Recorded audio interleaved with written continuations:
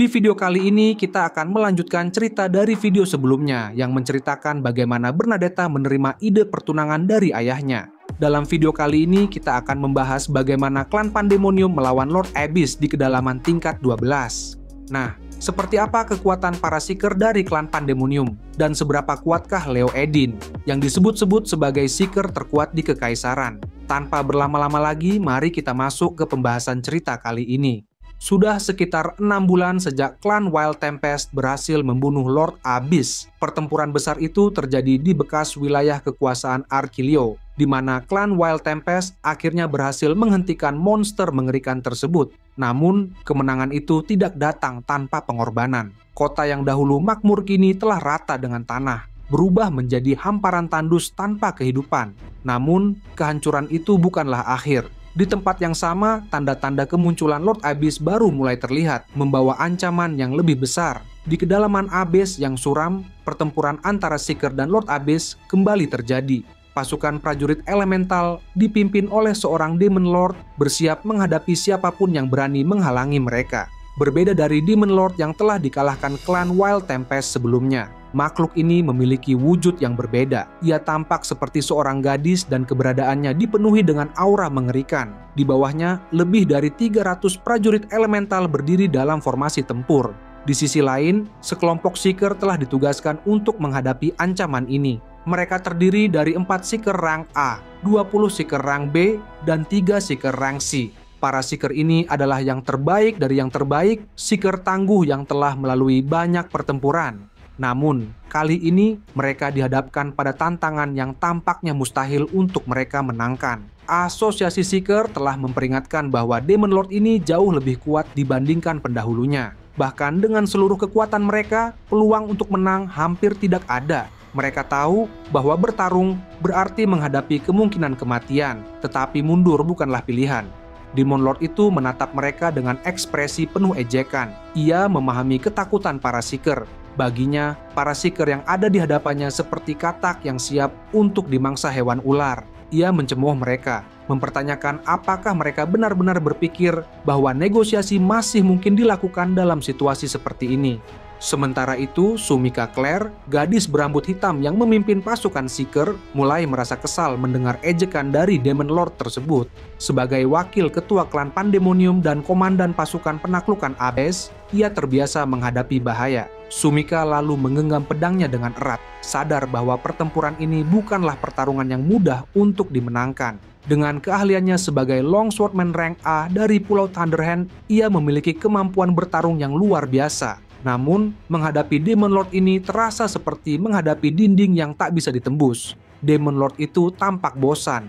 Dengan gerakan tangan yang anggun, ia akhirnya memberikan perintah kepada pasukannya. Para prajurit elemental yang berbaris rapi di bawahnya mulai bergerak, menyerang pasukan Seeker dengan kecepatan yang mengejutkan. Sumika segera memberi komando kepada pasukannya untuk bersiap bertempur.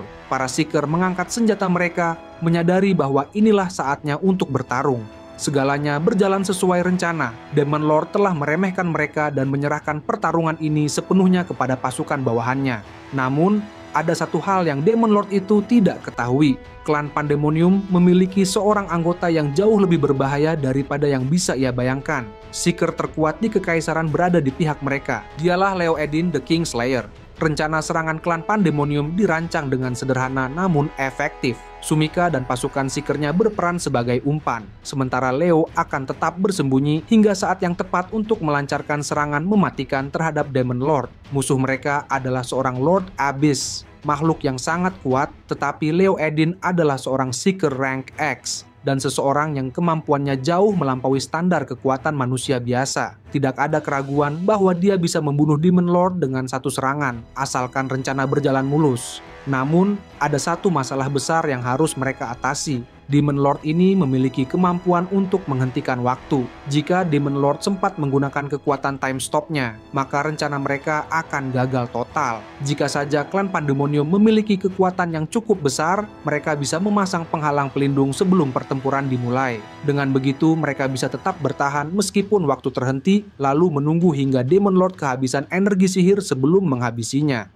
Sayangnya, mereka tidak memiliki kekuatan sebesar itu. Skenario terbaik yang mereka miliki adalah memastikan bahwa Leo bisa menyerang sebelum Demon Lord sempat menghentikan waktu. Sementara itu, Sumika dan pasukannya bertugas menghadang pasukan elemental yang dikendalikan oleh Demon Lord. Namun, semua perhitungan rencana itu hancur berantakan dalam sekejap. Ketika pasukan klan Pandemonium baru saja bersiap untuk menghadapi para prajurit elemental, sesuatu yang tak terduga terjadi.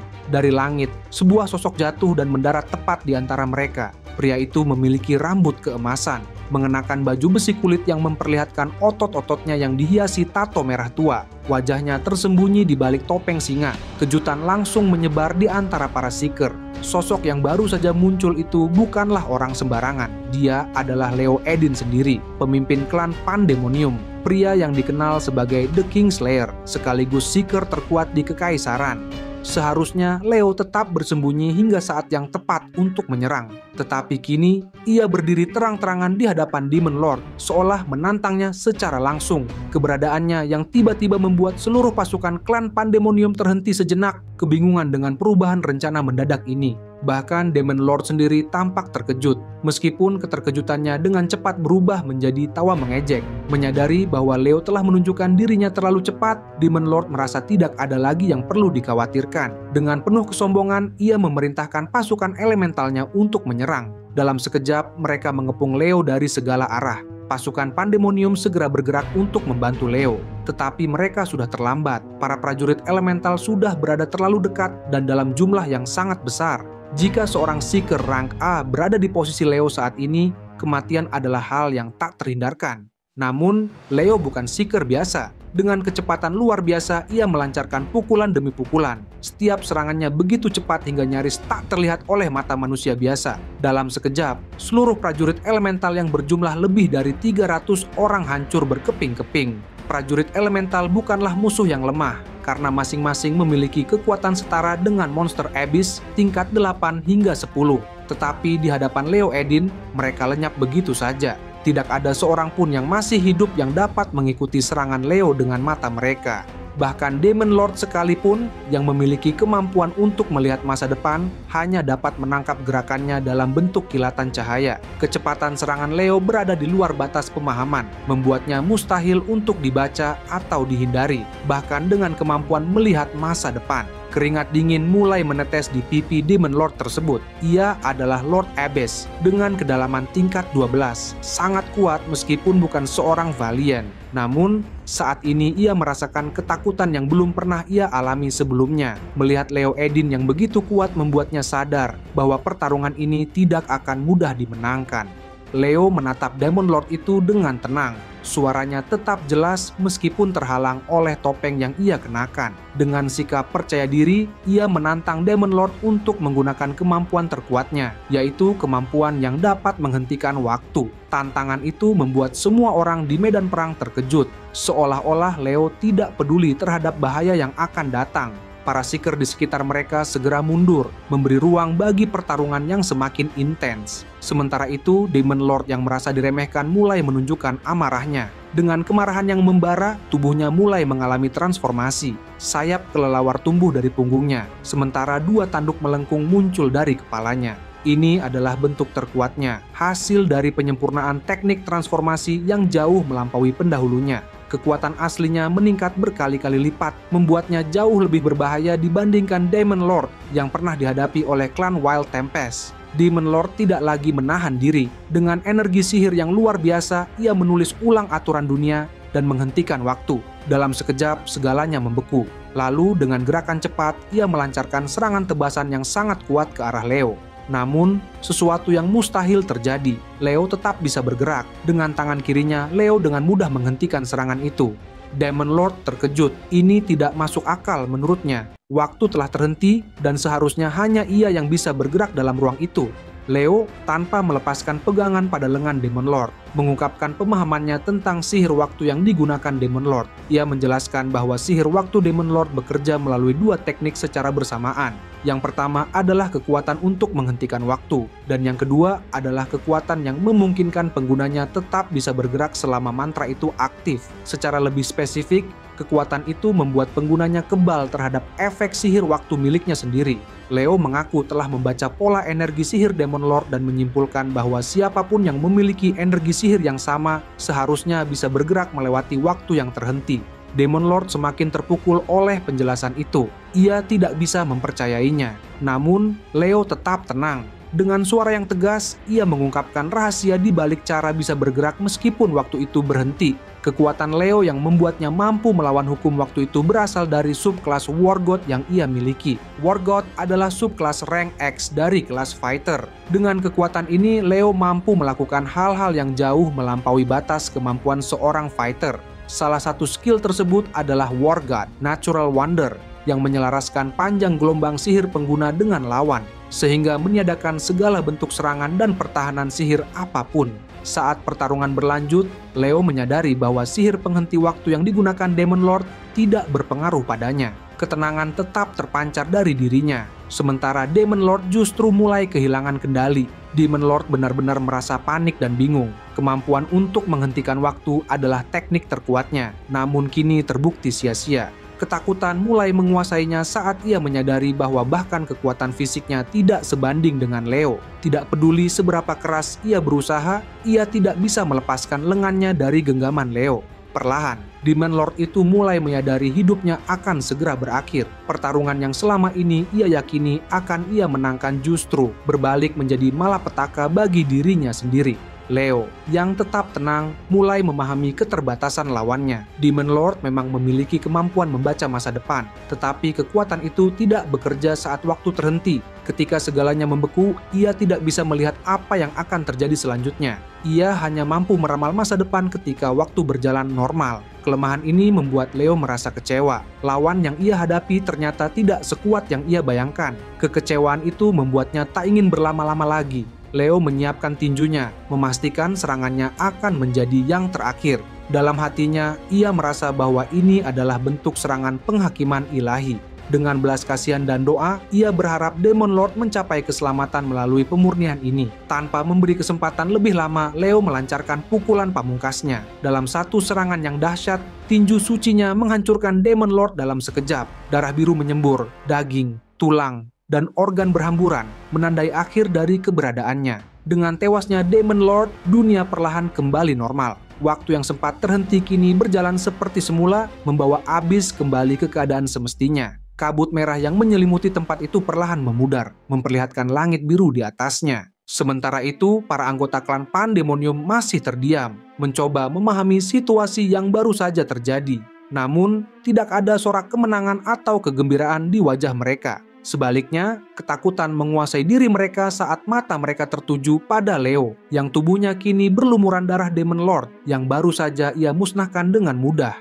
Leo tidak mengatakan sepatah kata pun, hanya menoleh sekilas ke arah anggota klannya sebelum melangkah pergi. Mereka yang berdiri di jalannya buru-buru menyingkir, tak ingin menghalangi langkahnya. Di tengah ketegangan itu, Sumika yang merupakan wakil klan Pandemonium, satu-satunya yang berani bertindak. Ia berteriak memanggil Leo dan mencoba menghentikannya. Namun Leo terus berjalan tanpa sedikit pun menunjukkan reaksi. Karena mulai merasa kesal, Sumika segera mengambil kendali atas situasi. Dengan suara tegas, ia memerintahkan para anggota klan untuk kembali ke pesawat. Kali ini, para Seeker tidak membantah dan segera mematuhi perintahnya. Namun, Sumika sendiri tidak bisa tinggal diam. Ia harus berbicara dengan Leo. Berusaha mengejar, Sumika akhirnya berhasil menyusul dan tanpa ragu mencengkeram bahu Leo dan memaksanya untuk berhenti. Namun, saat tatapan mereka bertemu, Sumika merasakan sesuatu yang membuatnya takut, tetapi ia segera menepisnya dan berdiri tegak di hadapan Leo.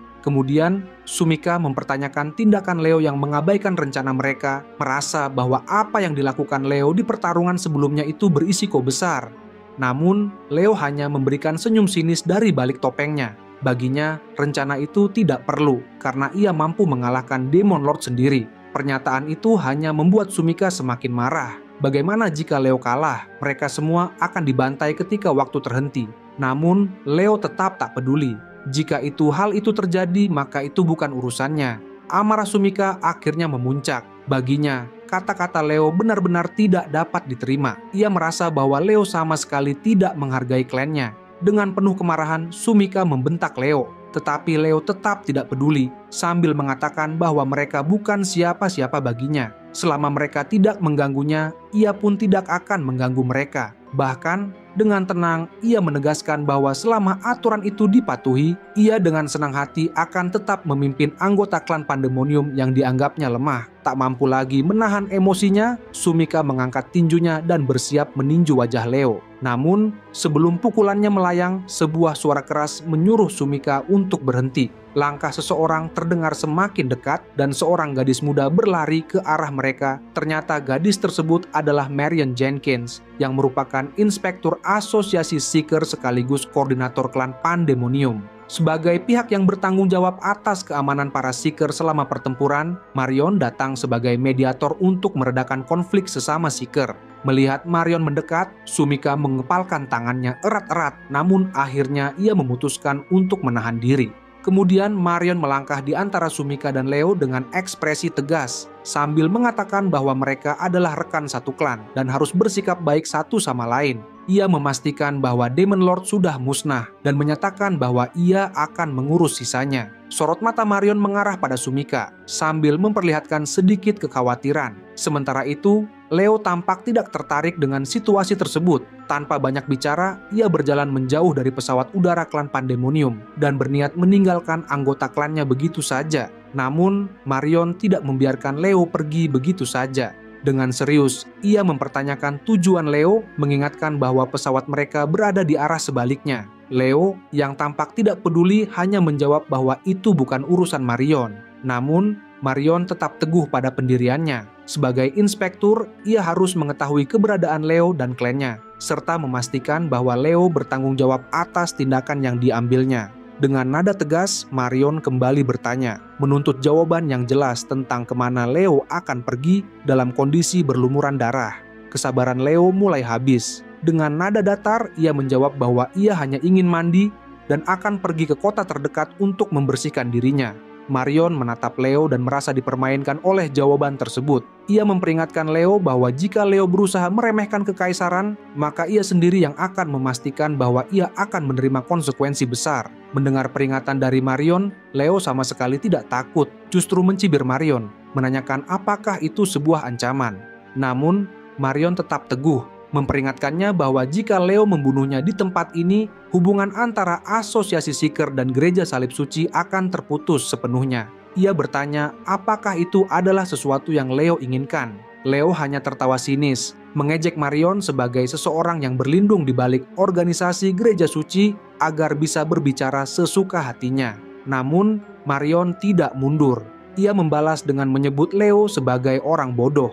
Tak ada yang menyangkal bahwa Leo adalah yang terkuat. Namun Marion mempertanyakan sampai kapan ia akan terus memainkan permainan bodoh ini. Ia menyinggung kebiasaan Leo yang selalu meninggalkan anggota klannya, menduga bahwa mungkin rasa bersalah karena bekerja untuk gereja adalah alasan dibalik sikapnya yang selalu menjaga jarak. Leo memang bekerja untuk gereja salib suci yang merupakan organisasi keagamaan terbesar di Kekaisaran Velnan. Gereja tersebut memiliki banyak pengikut Seeker. Tetapi Leo bukan sekadar pengikut. Ia adalah agen kelompok militan Paus yang diberi nama Mistletoe. Tugas kelompok ini adalah menyusup ke berbagai negara dan memperluas kekuasaan gereja melalui unjuk kekuatan militer. Seperti tanaman mistletoe yang merupakan parasit yang tumbuh subur dan menggerogoti pohon yang jauh lebih besar, kelompok ini telah berhasil masuk ke jantung banyak negara di seluruh dunia. Leo menjadi seorang Seeker demi menjalankan tugasnya, namun hanya sedikit orang yang mengetahui hal ini, di antaranya adalah Marion, Sumika,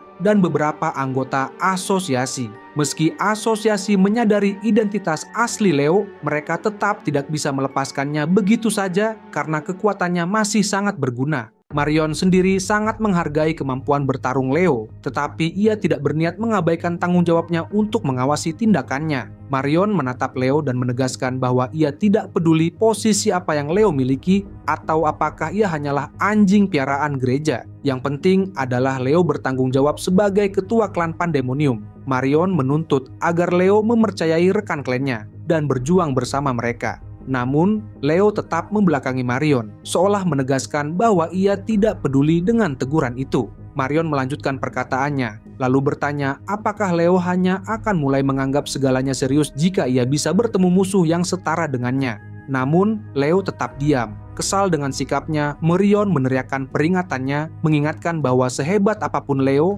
akan selalu ada seseorang yang lebih kuat darinya. Langkah Leo pun terhenti. Ia kemudian berbicara, menebak bahwa Marion mungkin merujuk pada Velian. Ia meyakinkan bahwa dirinya akan hadir dalam pertempuran besar itu, jadi tidak ada yang perlu dikhawatirkan. Namun, Marion membantah. Ia tidak berbicara tentang Velian. Leo pun kembali menebak, kali ini menyebut Seeker dari klan Supreme Dragon. Tapi sekali lagi Marion menggeleng. Dengan nada tegas, ia menyebut nama yang sebenarnya ia maksud adalah Noel Stolen. Leo berbalik dan mulai tertawa keras ketika mendengar nama Noel Stolen. Ia bahkan tidak berusaha menyembunyikan ejekannya. Baginya, menyebut Noel dalam situasi ini seperti sebuah lelucon yang menggelikan. Menurutnya, Noel hanyalah seorang penipu licik yang kebetulan cerdas dalam menyusun strategi. Turnamen yang ia persiapkan mungkin brilian, tetapi bagi Leo, itu semua hanyalah sandiwara belaka. Dengan penuh keyakinan, ia menegaskan bahwa jika mereka bertarung, Noel tidak akan bertahan lama dan hanya akan menjadi daging cincang dalam hitungan detik. Leo terus tertawa dengan nada meremehkan, tetapi Marion tetap tenang, tak terpengaruh sedikit pun oleh sikap Leo. Dengan nada datar, Marion kemudian melontarkan pertanyaan yang tajam dengan menantang Leo untuk membandingkan pencapaian yang telah diraih oleh Noel selama ini. Namun, Leo menepis pertanyaan itu dengan menyatakan bahwa dirinya bukanlah seorang penipu seperti Noel, sehingga membandingkan mereka berdua adalah hal yang sia-sia. Marion tidak membiarkan jawaban itu berlalu begitu saja. Ia menatap tajam ke arah Leo dan mendesaknya untuk jujur pada dirinya sendiri. Jika Leo benar-benar tidak mampu melakukan apa yang telah Noel capai, maka sebaiknya ia mengakui saja jika telah kalah dengan Noel sebelum mereka bertarung langsung. Kata-kata itu membuat ekspresi Leo sedikit berubah. Meskipun wajahnya tersembunyi di balik topeng, kemarahan yang ia tahan mulai tampak. Marion tetap melanjutkan perkataannya dengan nada lebih menekan. Ia mengakui bahwa Leo adalah yang terkuat dalam hal kekuatan fisik, tetapi menegaskan bahwa Noel tetap lebih unggul dalam hal kecerdasan dan strategi. Tidak peduli seberapa besar kekuatan yang Leo miliki, mengalahkan Noel bukanlah hal yang bisa ia lakukan begitu saja. Merasa diremehkan, Leo membalas dengan sinis, menganggap semua itu hanyalah omong kosong murahan. Marion hanya tersenyum agresif mendengar respons Leo. Ia tahu bahwa kata-kata saja memang tidak akan cukup untuk membuktikan apapun di Seven Star Cup. Dengan percaya diri, ia melangkah mendekati Leo, sambil mengambil sebuah amplop yang merupakan titipan dari Noel, dan menyerahkannya pada Leo. Leo kemudian mengambil surat itu dan membaca isi surat di dalamnya. Ekspresinya tetap sulit ditebak, tetapi setelah beberapa saat, terdengar tawa kecil dari balik topengnya. Apapun isi surat itu, tampaknya telah mengubah pikirannya. Dengan suara tenang namun tegas, ia menyatakan kesediaannya untuk mengikuti Seven Star Cup. Sumika yang berada di sana hanya bisa tercengang mendengar pernyataan Leo Edin. Sejak awal, keputusan apakah klan Pandemonium akan mengikuti turnamen sepenuhnya ada di tangannya. Leo sendiri sebelumnya telah menegaskan bahwa ia tidak akan ikut serta karena menganggap turnamen tersebut hanya sebagai tipuan belaka. Namun kini, entah apa yang tertulis dalam surat itu, Leo tampak berubah pikiran. Meski tidak memahami alasannya, Sumika bisa merasakan semangat bertarung yang perlahan mulai menyala dalam diri Leo. Dan dengan keputusan itu, pertarungan yang sesungguhnya baru akan dimulai. Oke, itu saja untuk pembahasan cerita kali ini. Jangan lupa untuk like, share, dan subscribe. Dan sampai jumpa di video berikutnya.